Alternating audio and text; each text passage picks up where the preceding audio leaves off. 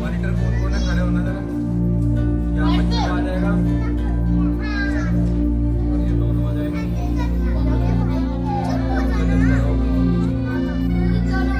चलो आप लोगों का चलो जब कराएंगे फिर श्रीराम होती है।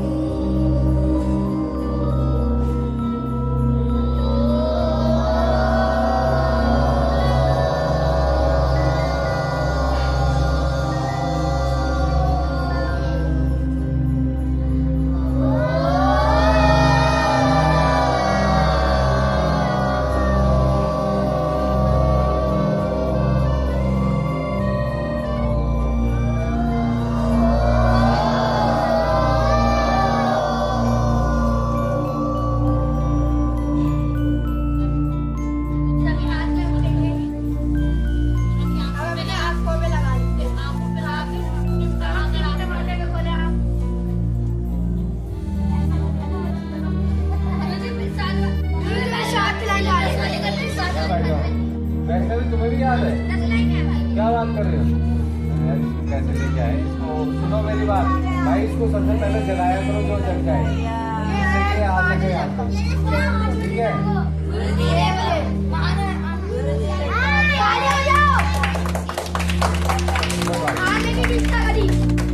चलो बैठ लो चारों बैठ के करेंगे। अब देखो जिसको पूरी याद है वो बोलता रहेगा, जिसको कम याद है ना वो चुप हो जाएंगे, फिर हमारे साथ बोलेंगे। समझ गए?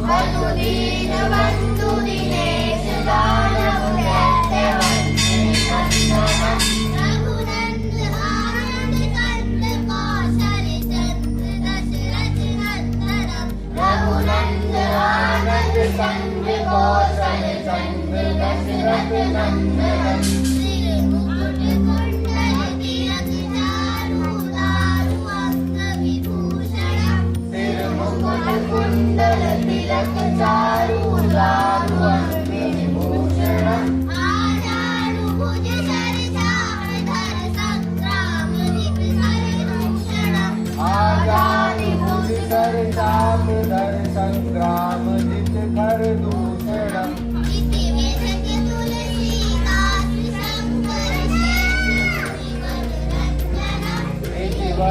तुलसीदास शंकर शेष मुनि मन रंजनम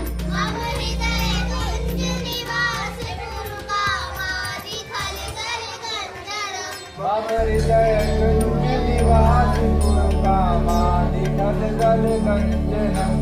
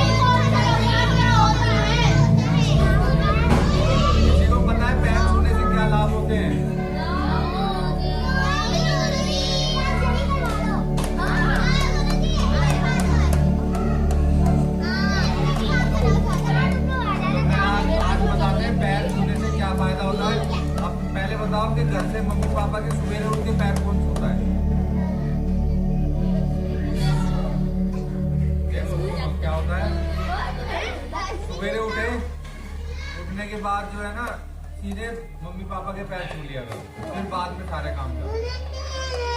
अगर जो मम्मी सो रही है या पापा सो रहे हैं कोई बात नहीं है, तुम आदत डालोगे ना ये हैबिचुअली अपने आप धीरे धीरे आपको अच्छा लगने लग जाएगा।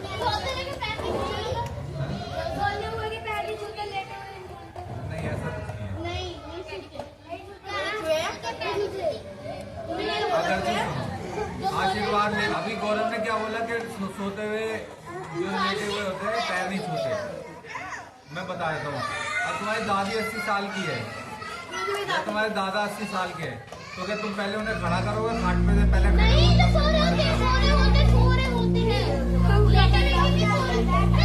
मतलब आंखें खुली होनी चाहिए, आंखें खुली होनी चाहिए।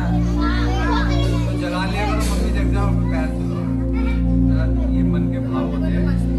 जो अब मेरी मम्मी को कैंसर हुआ था, मैं जब जाता था तो मेरे को पैर छूना, तो मैं क्या उनको जगाऊं बेचारी को सो रही होती थी, कैंसर में बहुत प्रॉब्लम होती है, लेकिन मैं उनके मुंह में पैर छू के हमने चुपचाप चलाया।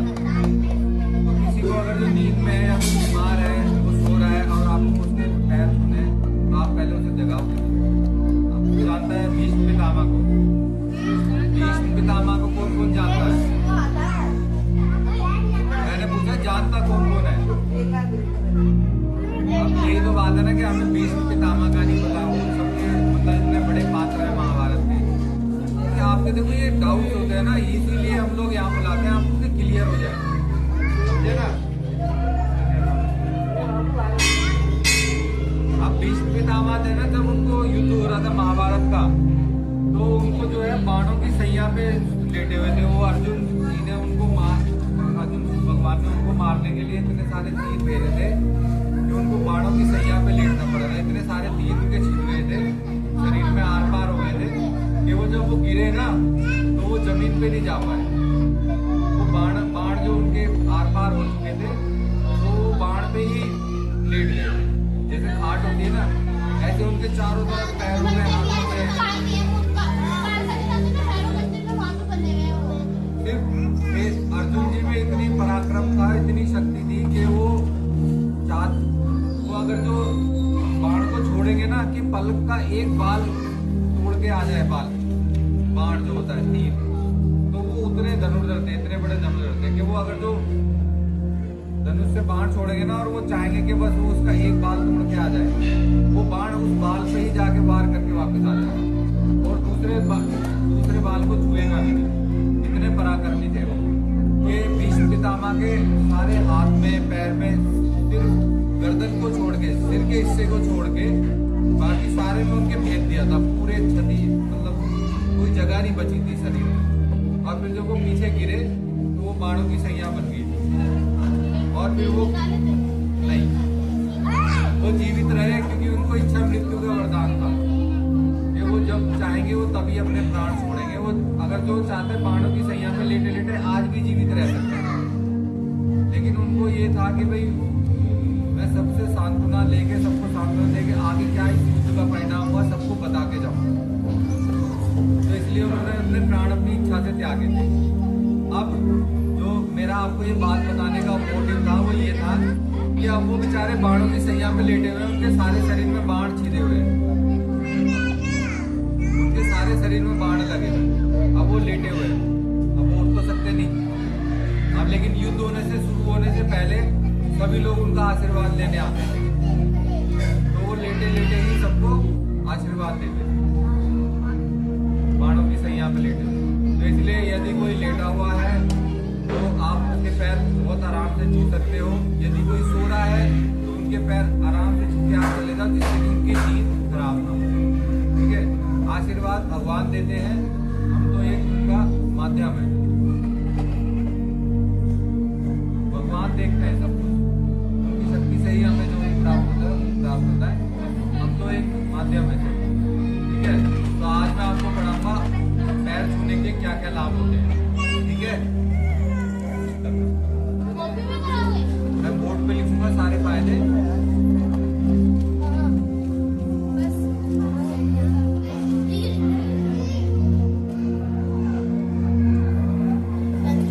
क्या लिखा है मैंने?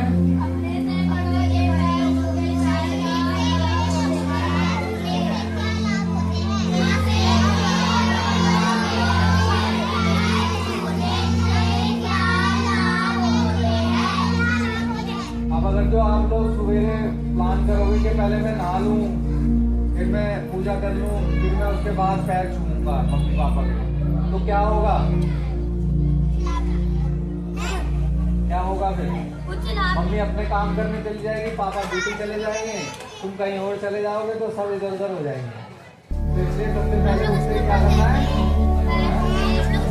फिर तुम स्कूल भाग जाओगे, कॉपी किताब लगाने लग जाओगे, बस्तर तैयार करना है, अरे वो रह गया, ये रह गया, सब कुछ लोग बिगड़ जाएगा। फिर क्या हो जाएगा? सब गायब हो जाएगा। तो इसलिए सबसे पहले क्या करना है? सुबह उठते ही उसके बाद फिर अपने काम करने लग जाओ। ठीक है, मम्मी पापा अपने कामों में लग जाते हैं।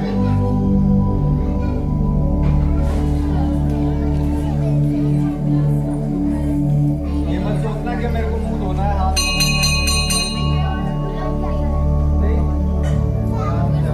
उसके बाद आशीर्वाद लेके सारे काम करने चाहिए ना, सब काम अच्छे होते हैं। हाँ, सो जाओ, फिर अच्छी नींद भी आएगी आशीर्वाद लेके। ये सबने और लिख लिया? अच्छा, मैं सही बता रहा हूँ, कोई दिक्कत तो नहीं है ना? अब सोते हुए लोग के पैर छू सकते हैं, अब कोई बोलेगा तो उनको बता सकते हो ना कि क्या छू सकते हैं, एग्जाम्पल दे सकते हैं ना। ये चीजें जो दिमाग में जो आती है ना आप लोगों के, इनको इस वजह से आती है क्योंकि हमारा माहौल ऐसा है, हमारे टीवी चैनल्स पे ही ये चीजें गलत गलत या उन्हीं किसी तरीके से दिखाई जाती है ना। तो हमारे को माहौल ही ऐसा मिला हुआ है कि हम लोग अच्छे शब्द सुन ही नहीं पाते, अच्छे शब्द हमारे को सुनने को ही नहीं मिलते। तो इसलिए हमारे दिमाग में ये फालतू की चीजें आती है। तो इसलिए मैं आपको यहाँ पे बताता हूँ कि आप लोग कुछ अच्छा सीख के जाएं और दूसरों को भी बताएं। अच्छे होता है बेटा, अगर सोच अच्छी है तो सब चीज सब जगह अच्छी है। तो आध्यात्मिक लाभ इसके वैज्ञानिक लाभ भी होते हैं। अगर तुम्हें ज्यादा पढ़ाऊंगा, अभी मैं सिर्फ आध्यात्मिक लिखवा रहा हूँ अभी ना, आध्यात्मिक लाभ क्या क्या होते हैं, क्या मतलब है सम्मान और विनम्रता, कोई बताएगा?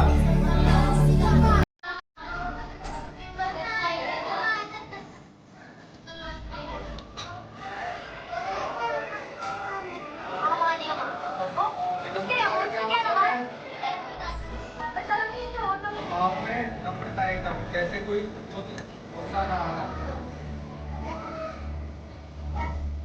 क्या बताया मैंने विनम्रता का मतलब? क्या मतलब होता है विनम्रता का? मतलब क्या होता है?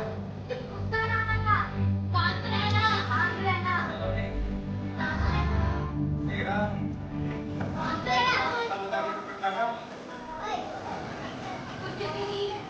बताया तो है ना उन्हें सबने। शांत रहना, मतलब कोई काम बिगड़ जाए मैं जो है शांत रहता है, शांत। सबसे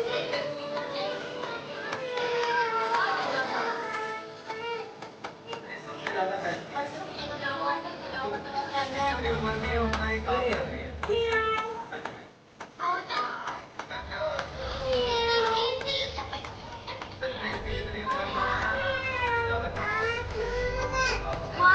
उनका पैर छूते उनका सम्मान कर रहे हो, फिर आपके जो मम्मी पापा होते हैं ना, इसका मतलब क्या हुआ? सम्मान दोनों का हो जाता है इसमें। अगर जो आप उनके माता पिता के पैर छूते हैं तो वो भी आपका ना एक उनके भाव आता है कि मेरे बच्चे ने मेरे पैर, वो भी आपका सम्मान करते हैं। आप कभी डांटेंगे नहीं, कभी गुस्सा नहीं करेंगे, दोनों तरह से सम्मान मिलता है। मम्मी पापा भी खुश रहते हैं, अरे वाह मेरे और ठीक है ना। तो ये हमारी ही कम्युनिटी में है, वो फालतू के जो ग्रंथ है मतलब तक रहे हैं नहीं है ये सब चीजें, लेकिन ये चीजें हमारे सनातन धर्म में ही मिलती है। ये पैर छूने के क्या लाभ होते हैं, क्या सम्मान है, ये आदर सम्मान, ठीक है ना। ये लिख लिया दोनों। ये क्वेश्चन आएंगे, मैं बता रहा हूँ, ये हम लोग क्या मतलब होता है सकारात्मक ऊर्जा का? सकारात्मक ऊर्जा का मतलब क्या होता है?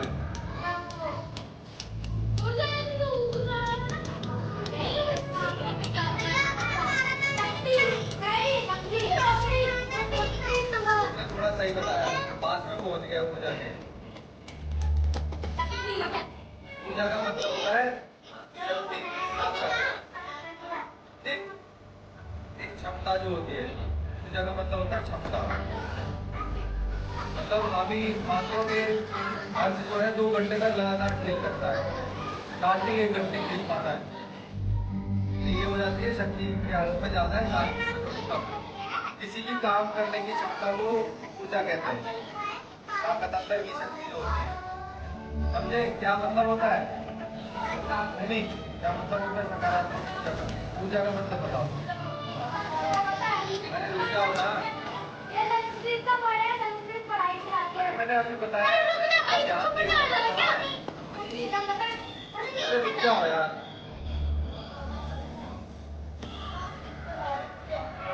अभी कोमल क्या बताया बताओ।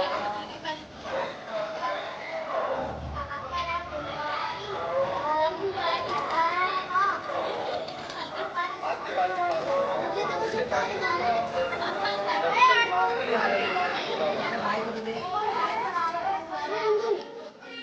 अब सुन लो मेरी बात दोबारा से सारे बच्चे। ऊर्जा का मतलब होता है ताकत, ठीक है ना, किसमें कितनी ताकत है। और सकारात्मक का क्या मतलब होता है?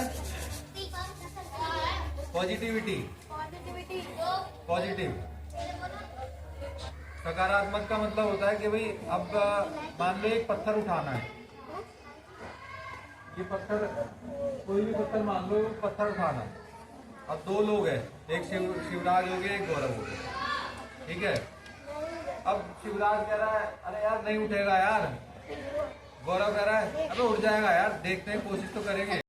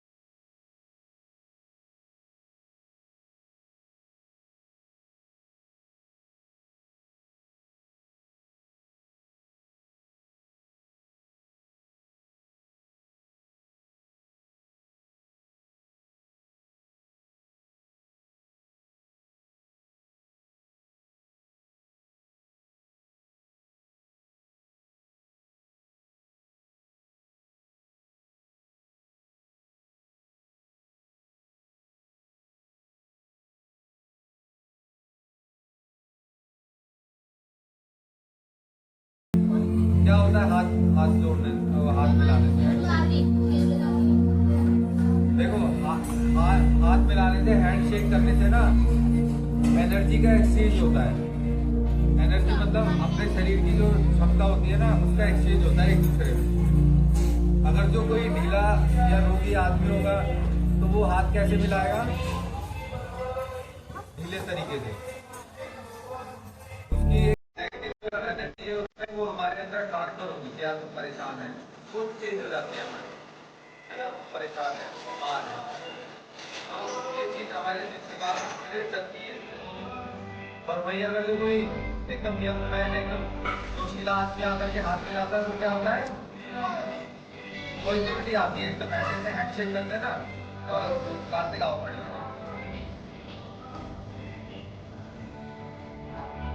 देखो मैं कार्तिक से हाथ मिलाऊंगा, क्या हाथ मिला? अब मैं कार्तिक का हाथ पकड़ के जो है हैंडशेक कर रहा हूँ, लेकिन कार्तिक जो है ढीला पड़ रहा है मेरे आगे, लेकिन मेरे में ज्यादा एनर्जी है।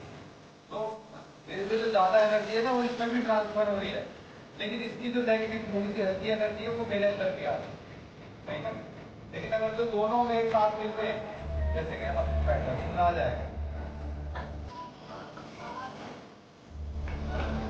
तो उससे हाथ मिलाना है ना। ये पॉजिटिव एनर्जी हम दोनों एक जब एक जोश के साथ मिले तो हमारे दोनों में जो है ट्रांसफर हो गई। इसकी मेरे में आ गई, मेरी इसकी में चली गई। अब कब ज्यादा किसी को नहीं पता, लेकिन ट्रांसफर हो। कार्तिक से क्या है, मेरे को थोड़ा ढीलापन आया तो मैं भी अगले से जो मिलूंगा थोड़ा सा हल्का होगा, लेकिन कार्तिक में थोड़ा सा जोश आ जाएगा। वो अगले दिन आके मिलेगा तो बड़ा सा सॉलिड मिलेगा, थोड़ा सा उसमें जाम है। तो ये ट्रांसफर ऑफ एनर्जी होता है हैंडशेक करने से। लेकिन वो जो होता है ना, वो सही नहीं है। हमारे संस्कारों के अनुसार, ये लिखते बेटा, हमारे सनातन धर्म के अनुसार ये सही नहीं है। हमारे में क्या है? नमस्कार। अपनी एनर्जी अपने पास रखो, मेरी एनर्जी मेरे में रहने दो, इसलिए हम नमस्कार करते हैं। ठीक है ना? क्या क्या मतलब हो रहा है इस चीज का? Transfer of energy. अब हम पैर जब छूते हैं तो हमारे में आशीर्वाद मिलता है, हमें पॉजिटिविटी मिलती है, एनर्जी हमें मिल जाती है, बड़ों का आशीर्वाद। आशीर्वाद का मतलब अब समझ में आया किसी को? आशीर्वाद का क्या मतलब होता है? Source of energy. क्या मतलब होता है? एनर्जी में क्या मतलब होता है?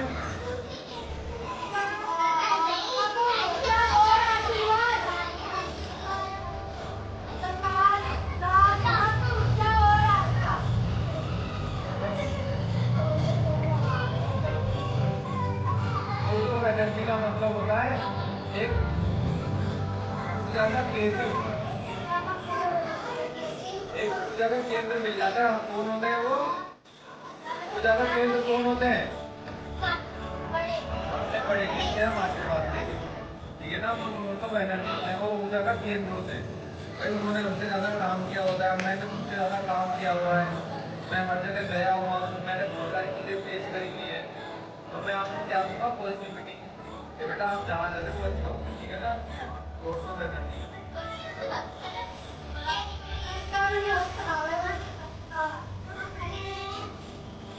तो मैं समझाऊँ या आपकी बात करना है?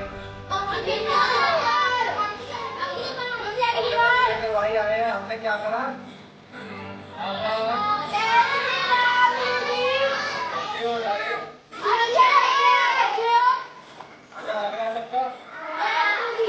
आपने जो है नमस्कार करा तो क्या करा? ये अपनी एनर्जी अपने पास रखो। ये फायदा होता है नमस्कार। जय श्री राम करके होता है हमारे ये सबने अहंकार में कभी किया। ये याद होने चाहिए चारों सबको, सबको याद होने चाहिए। आप एग्जाम में सारे आएंगे धीरे धीरे।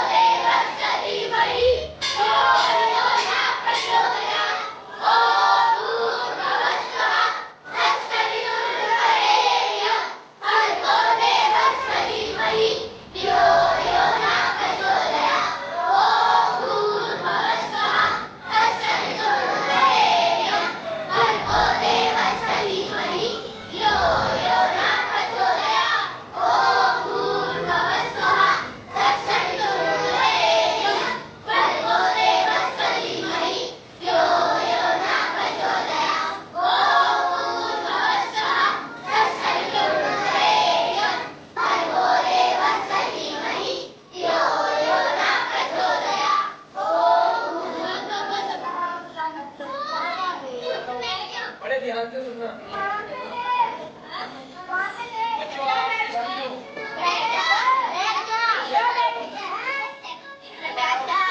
हाँ हेलो, बच्चे क्या नाम है? कहाँ जा रहे हैं आप? अपनी बात को रखे हो। बैठे बेटे, क्या नाम है बेटे? इधर ध्यान दो सारे, पहले तो सीधे होके बैठो सारे। बोलने के लिए कहा मैंने? कितने मिनट खराब कर दिया ऐसे? 2। बोलने के लिए कहा मैंने? मैं यहाँ पे आया हूँ, मैंने क्या देखा तुम्हारे अंदर? ध्यान से सुनना। तुम्हारे अंदर क्या है? संकोच है। और क्या है? डिसिप्लिन नहीं है। डिसिप्लिन में मतलब अनुशासन नहीं है। सबसे पहले अनुशासन लेके आओ अपने अंदर, यानी कि किसी की बात को सुनो। तुम्हारे सामने गुरुजी है, उनसे बात करो। अपने आप से कोई आपस में बात मत करो। दिन भर तो आप बात करते हो, ठीक है ना? यहाँ पे कुछ समय के लिए आए हो, ज्यादा समय के लिए नहीं, कुछ समय के लिए। डिसिप्लिन का बहुत ध्यान रखा जाता है। आपने देखा होगा या डॉक्टर के पास